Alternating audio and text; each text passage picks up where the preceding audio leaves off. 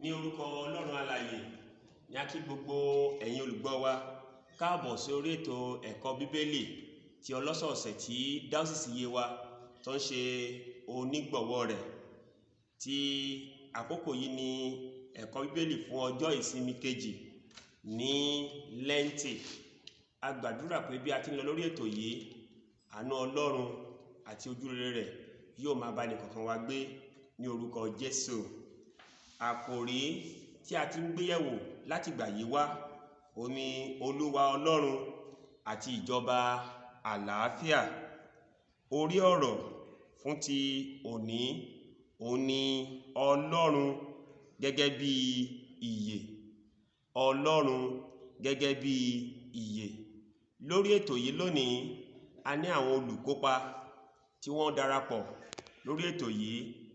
Ẹni àkọ́kọ́ òun ni Okunade Sunday. Ẹni èkejì àwọn náà ni Revd Olaleye. Orí ọ̀rọ̀ fún ti òní ni a pè ní Ọlọ́run gẹ́gẹ́ bí ìyè. Ibi kíkà fún ẹ̀kọ́ bíbélì tòní òun la rí nínú ìwé ìrètí Jésù Kristi Olúwa wa bí a ti ti ọwọ́ Jòhánù kọ sílẹ̀, orí ìkíní ẹsẹ̀ ìkíní sí ìkẹrin. Ẹ bá wa kà á. Ní àtètèkọ́ṣe lé ọ̀rọ̀ wà, ọ̀rọ̀ sì wà pẹ̀lú Ọlọ́run, Ọlọ́run sì lé ọ̀rọ̀ náà, òun náà ló wà ní àtètèkọ́ṣe pẹ̀lú Ọlọ́run.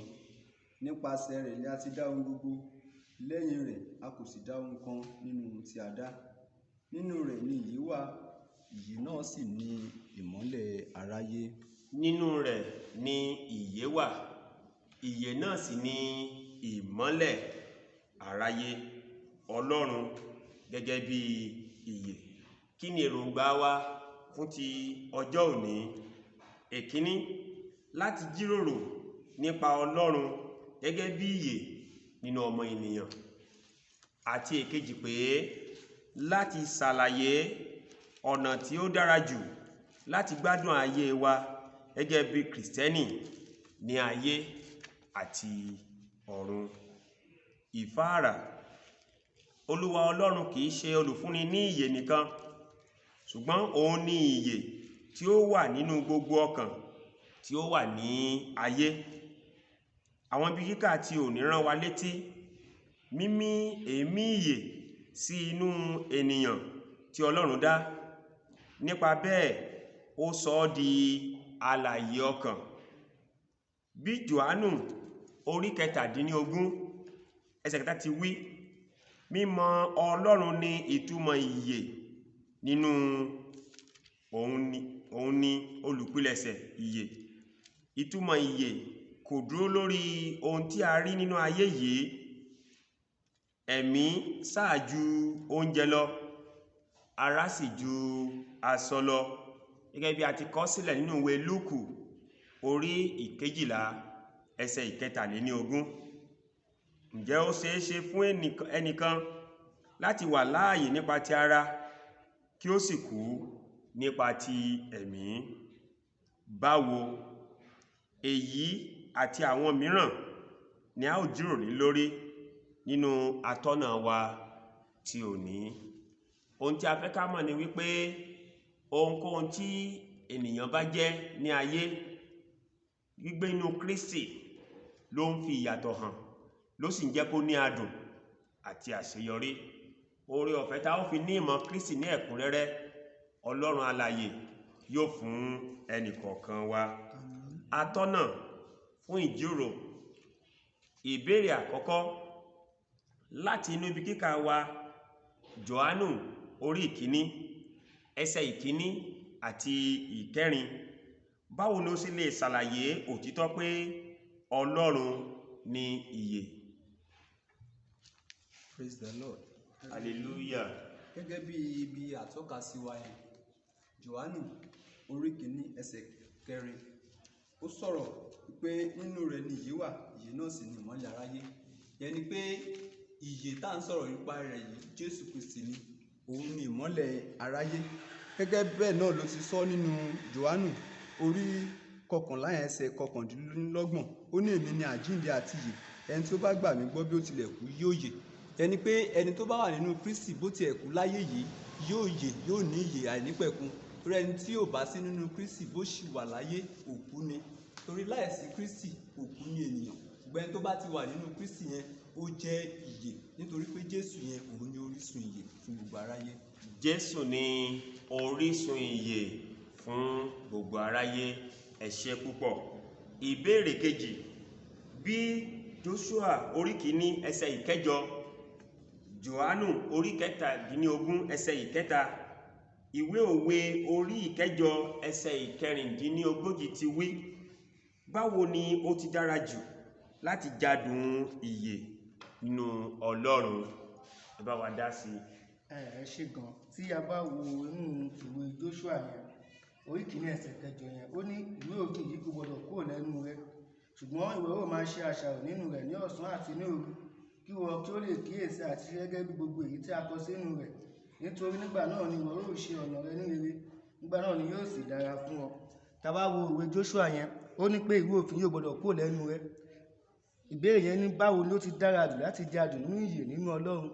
Nípa pípa òfin Ọlọ́run mọ́, nípa níní ẹ̀mí Ọlọ́run nínú ènìyàn. Nípa bẹ́ẹ̀ èèyàn ṣe lè jẹ́ adùn nínú Ọlọ́run. Níní ìmọ̀ Ọlọ́run nínú ayé ènìyàn, òun ló ń fi adùn hàn nínú ayé ọmọlẹ́yìn Kristi. Nígbà tá a bá ní ìmọ̀ rẹ̀, tá a mọ̀ ohun tọ́lọ́run jẹ́, tá a mọ̀ ohun tó lè ṣe, tí a sì ní nínú ìfẹ́ rẹ̀, nígbà yìí ni a ó lè jẹ́ adùn nínú ayé tí a wà yìí. Ìbéèrè kẹta, ǹjẹ́ ó ṣeé ṣe fún ẹnìkan láti wà láàyè nípa ti ara kí ó sì kú nípa ti ẹ̀mí? Bí ó bá rí bẹ́ẹ̀, báwo? Ẹ bá wa dá sí. Ó ṣeé ṣe kéèyàn wà láàyè ṣùgbọ́n kí ó di òkú.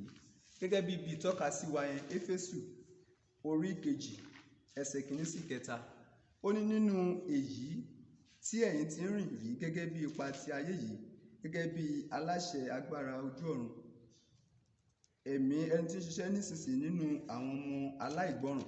Yẹn ni pé ẹni tó bá wà nínú ti ara ó ti di òkú. Torí pé tí èèyàn ò bá sí nínú ẹ̀mí, gbogbo ohun tí èèyàn bá ń ṣe òkú ni. Nítorí Jésù Kristi gẹ́gẹ́ bí mo sọ lẹ́ẹ̀kan, òun ni orísun ìyè. Èèyàn lè máa jẹ, kó máa mu, kó máa lówó, kó lọ́lá, kó ní ohun mèremère ayé yìí, ṣùgbọ́n tí ò bá ní Kristi òkú ni. Torí ohunkóhun tí èèyàn bá ní tí ò bá sí ti ìfẹ́ Kristi níbẹ̀, asán nínú asán ni. Nítorí pé Jésù Kristi yìí òun ni orísun ìyè, lẹ́yìn rẹ̀ asán ni. So tá a bá fẹ́ jẹ́ ẹni ìyè títí ayé, a gbọ́dọ̀ wà nínú Kristi. Torí pé Jésù Kristi tá à ń sọ yìí òun ni àjàrà. Ẹni tó bá dẹ̀ ti ya ara ẹ̀ gẹ́gẹ́ kó nínú ara àjàrà, ẹ̀ka tó bá ti ya ara ẹ̀ kó nínú àjàrà, irú ẹ̀ka yẹn ó máa gbẹ ni. Torí náà ẹnikẹ́ni tó bá fẹ́ wà nínú ìyè ó gbọ́dọ̀ wà nínú Kristi, nítorí pé Jésù Kristi yìí òun ni ìyè àìnípẹ̀kun. Ẹ ṣé, àdúpẹ́. Àdúrà mi ni pé Ọlọ́run kò ní ṣe wá ní òkúgbùrù ènìyàn. Ìwé mímọ́ sọ wípé ẹni tí a bí nípa ti ara ni, ẹni tí a bí nípa ti ẹ̀mí ni. Ẹnikẹ́ni tí a bí nípa ti ara tí ò bá ti di àtúnbí, òkú ènìyàn ló jẹ́, torí kò ní ìmọ̀ Kristi, kò ní ìmọ̀ Ọlọ́run. Irú ẹni bẹ́ẹ̀ kò lè ní orí ọ̀fẹ́ láti jogún ìyè. Lórúkọ Jésù, ìyè àìnípẹ̀kun kò ní bọ́ sọnù mọ́ wa lọ́wọ́. Ìbéèrè kẹrin, báwo ni ẹni tí ó kú nípa ti ẹ̀mí ṣe lè rí ìyè gbà padà?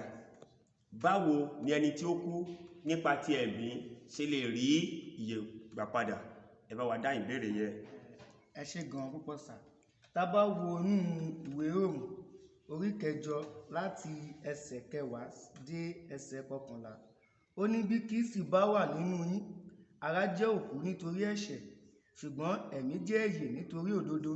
Ṣùgbọ́n bí ẹ̀mí ẹni tí ó jí Jésù dìde kúrò nínú òkú bá ń gbé inú yín, ẹni tí ó jí Kristi Jésù dìde kúrò nínú òkú yóò fi ẹ̀mí rẹ̀ tí ń gbé inú yín sọ ara kíkú yín di ààyè pẹ̀lú. Ẹni tó kú nípa ti ẹ̀mí báwo ló ṣe lè gba ìyè padà? Nípa gbígba Jésù Kristi sínú ayé ẹ̀, nípa ìjẹ́wọ́ ẹ̀ṣẹ̀ rẹ̀, nípa ríronúpìwàdà, nípa ṣíṣe àwọn àtúnṣe àti nípa yíyànda ayé rẹ̀ fún Ọlọ́run pátápátá. Bí ẹni tó kú nínú ẹ̀mí bó ṣe lè gba ìyè padà sínú ayé ènìyàn. Ẹ ṣé gan. Ẹ ṣé, àdúpẹ́.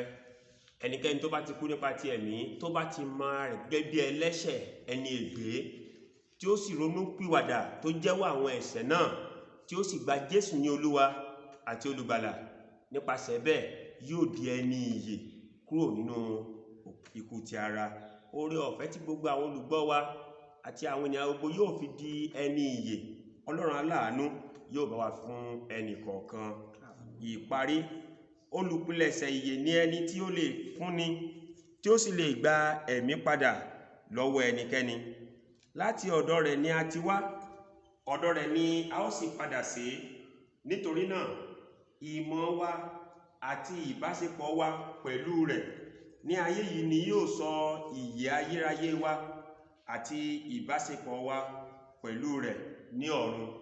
Ìmọ̀ tí a bá ní pẹ̀lú Ọlọ́run nínú ayé yìí, òun ni yóò sọ ibi tí a ó parí àjọ wa sí nígbà tí a ò bá sí ní ayé yìí mọ́. Tí láàárọ̀ ohun olùgbọ́ wa lónìí, kẹjẹ́ kí a lákàkà kí a pòǹgbẹ fún ìmọ̀ Ọlọ́run ní kíkún, kí a lè jẹ́ ẹni ìyè ní ilé ayérayé. Fún ìrònú, gbogbo ọ̀tá Ọlọ́run ni ó kú nígbà tí wọ́n wà láàyè.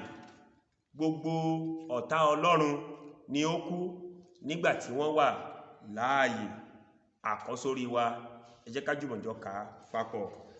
Jòhánù orí 17 ẹsẹ̀ 3. Ìyè àìnípẹ̀kun náà sì ni èyí, kí wọn kí ó lè mọ̀ ọ́, ìwọ Ọlọ́run nìkan, Ọlọ́run títọ́, àti Jésù Kristi ẹni tí ìwọ rán. Ẹ ṣé, a dúpẹ́. Gbogbo àwọn olùkópa lónìí la dúpẹ́ lọ́wọ́ wa fún akitiyan wa. Mo gbàdúrà nílé ológo, a ò ní gbèrè ìtìjú. Èmi náà tí ó jẹ́ atọ́kùn fún ètò tí òní ni àlùfáà Clement Adeyefa láti olú ìjọ Cathedral ti Diocese Yewa. Ẹ ṣé, a dúpẹ́.